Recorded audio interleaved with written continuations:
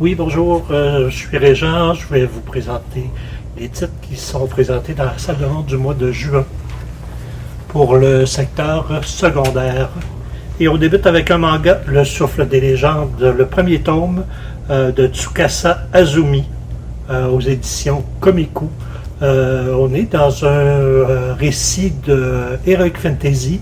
On suit en fait de compte un homme et une femme, deux agents du gouvernement qui sont en fait de compte des... ils sont là, eux, pour prendre des... c'est un peu des ethnologues. Ils vont parcourir le pays pour mettre à jour les us et coutumes et les légendes. Donc on est dans un récit de Heroic Fantasy avec créatures fantastiques et combats, mais avec un petit côté... ethnologique justement qui va rajouter au récit. Il va arriver dans un village et il y a des tractations en fait compte, il y a des aides de la forêt qui sont en guerre contre les gens du village et qui kidnappent les enfants, mais on va découvrir en fait compte que c'est de la déforestation sauvage et qu'il y avait un pacte en fait compte ancien. C'est un des deux agents qui va le découvrir, qu'il y avait un pacte entre des créatures sylvestres et les humains et que le pacte a été coupé.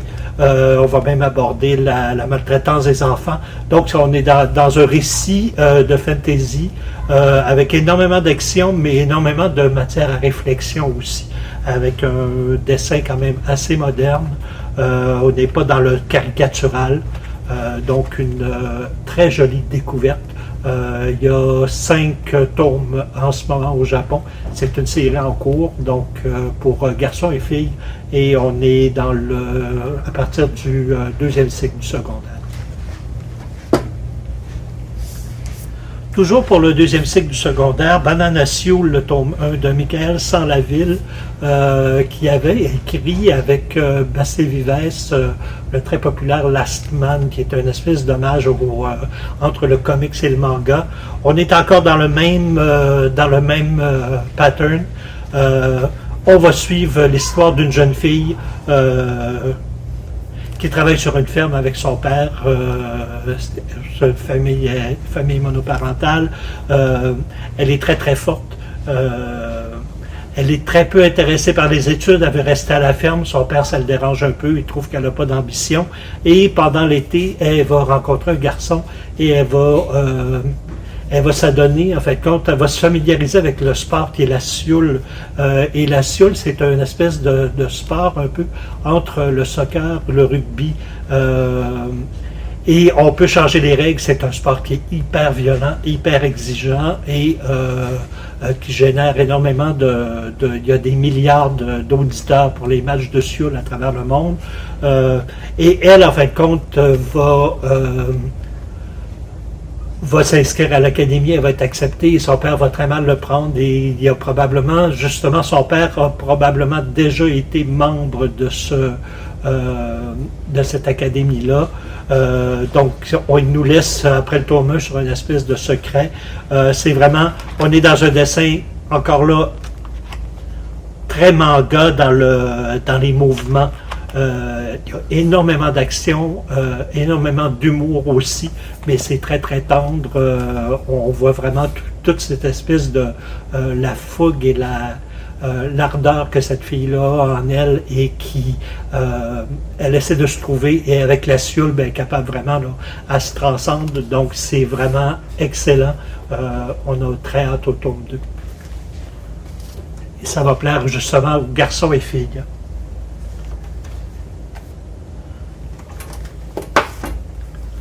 On va rester dans le sport avec aux éditions Petit à Petit. C'est un collectif Alice Mia, pionnière olympique. Dans leur collection, je vous en parle souvent, des livres dans cette collection-là, c'est des biographies.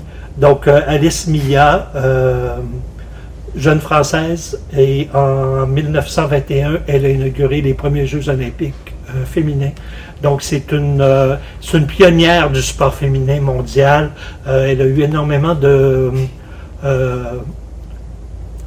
d'antagonisme avec Pierre de Coubertin. Elle a toujours, bon c'est ça, elle-même sportive, journaliste sportive. Donc on y va vraiment là, dans le pattern de la collection. Bande dessinée et par la suite, 2 pages. Changer la vision du sport et des femmes. De l'amnésie à l'égalité, de la postérité d'Alice Mia, exister dans un monde d'hommes, sportive avant tout. Donc c'est un album sur une grande femme, mais sur aussi un pan de l'histoire qu'on a très peu connu, qui est justement l'essor du sport féminin au 20e siècle. C'est vraiment essentiel dans les écoles. Et ça, on peut y aller même à partir du premier cycle du secondaire. L'espace d'un instant de Nicky Smith,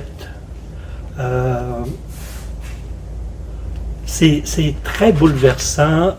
On est dans le premier cycle du secondaire. Ça pourrait même aller pour une bibliothèque de classe en 6e année. C'est un roman graphique.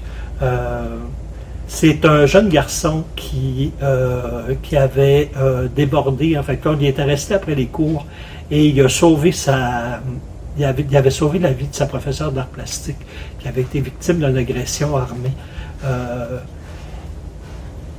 C'est à la fin des classes, donc il a passé tout l'été et là on est à la rentrée scolaire, la professeure n'est toujours pas là et Manuel, en fin de compte, il souffre d'un syndrome post-traumatique. Il y a 2 de ses amis qui sont vraiment au courant de tout ce qui s'est passé, qui vont l'épauler. Et souvent, il y a des espèces de flashbacks. Et c'est justement le phénomène de résilience et de... la résilience, c'est l'espèce de besoin, là, de besoin de se retirer. Et il y a un de ses amis, il va avoir une espèce de rédemption par la campagne, parce que ses 2 amis, en fait, participent à des concours agricoles, donc, et lui est photographe, donc il va être capable de se changer les idées, de focusser, en fait, sur quelque chose. Il va transformer son traumatisme, en fait, en geste créatif.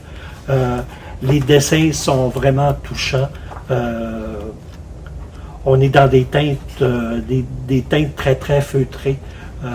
Donc, c'est un récit très bouleversant qui m'a beaucoup touché et qui a beaucoup touché certaines de mes collègues. C'est un incontournable.